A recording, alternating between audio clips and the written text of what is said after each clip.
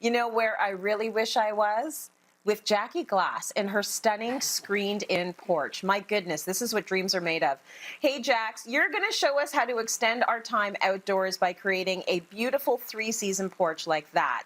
But first, tell us about deciding to add this to your space out there in the Niagara Escarpment. Yeah, it was a happy accident actually. So initially we were renovating upstairs and we had this sunroom that was already cantilevered at the end of our house, at the back of our house actually, and we just doubled the space. We realized that we wanted to add more living space up above. And then we were down in this area and realized that, oh my goodness, we have this beautiful captured area that showcases the beautiful falls coming down from the escarpment, the water, and our pond, the wildlife, the bird life. We have 2 herons that live on our pond, and we thought, my goodness, this is a really great place to hang out. And that's really where it started. And then in addition to sort of this particular living space above, the living room above, we have these 2 ancillary areas that give me a little bit of extra space when I want to entertain even more. Oh my gosh, if you entertain me, you're not going to get rid of me. Like, I'm staying there. So tell me, Jax, a little bit about your design inspiration for the space, because from what I can see, it's beautiful. Thank you, thank you. And actually my son feels the same way. I do kind of have to push him out sometimes, but it is a really, really great area, and we do spend an awful lot of time here. So the design inspiration, and for anyone who has some sort of outdoor living space, is to look at what you're looking at. Now, I do have a really lovely pond. Firefly show here is pretty spectacular, so you definitely look to your environment. I also added glass railings so that whether you're in here sitting or standing, your view is never going to be obstructed. And then inside my space, inside my actual living space, I decided to do the cedar ceilings, and I did decking. The decking extends to those 2 other areas outside of the screened area so that it just keeps things really consistent, because I've used deck boards pretty well and decking pretty well all around my house. Very cool. Okay, and you're also not afraid to add some high-tech pieces to your outdoor porch. So what do you recommend? Well, I think lighting, especially in a 3-season porch, and lighting generally, is so important. So in that cedar ceiling, I did put pot lights. And the reason being is that we use this well into the fall. So as the days get shorter, it's really great to be able to have adequate lighting when you're sitting here reading a little bit later at night. Other things to think about too are music. Do you know I've actually done yoga out here? So put on the right playlist and you're good to go. And if you're entertaining, well, that's a different playlist. And of course, don't forget heat. Because this is screened, we're definitely exposed to the cooler temperatures. So the infrared lights that we have installed really keep you warm and cozy.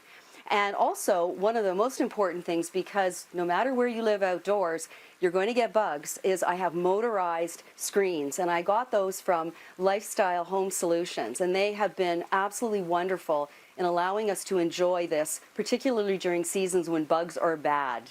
Well, to me, that is the joy of having that screened-in porch, right? You want to be outside, but you do not want to be eaten alive. Like, that's not a good time.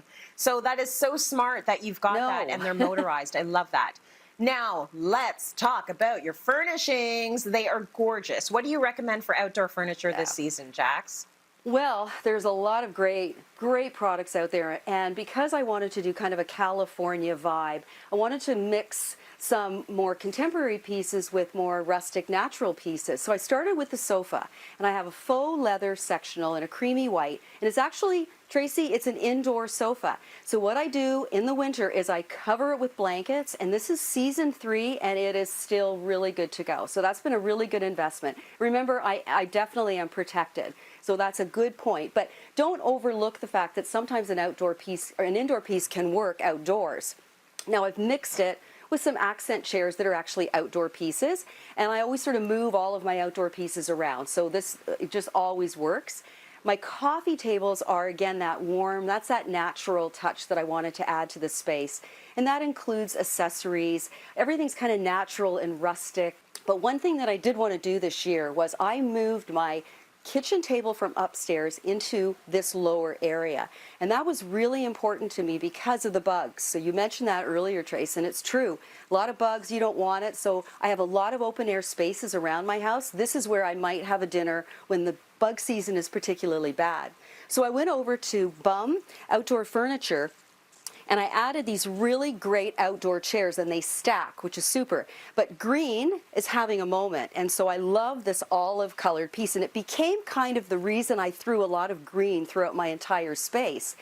Then I also styled the table with a really great company called Rainsford Company, who just have a new brick and mortar store as well as online. Something that I really, really love from them is this beautiful, it's actually melamine, but it looks like pottery. It almost looks like ironware. And I love it in the creamy white, and it's just a really great addition to my table and to my summer styling. But lastly, Trace, one other really important point when you are entertaining or living outside in screened areas or just on porches is make sure you make it convenient.